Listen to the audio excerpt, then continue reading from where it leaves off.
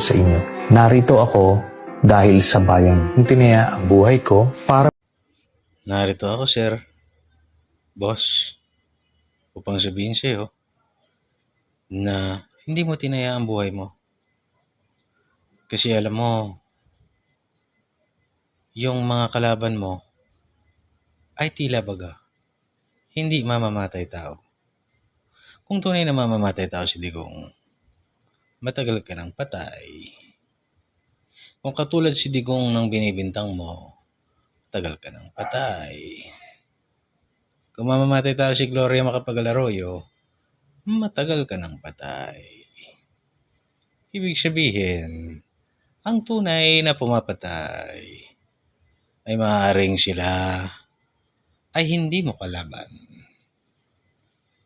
Kung kaya't sa pagtataya ng iyong buhay, tayo'y magnilay-nilay. Ang bayan ba ay iyong hinahalay?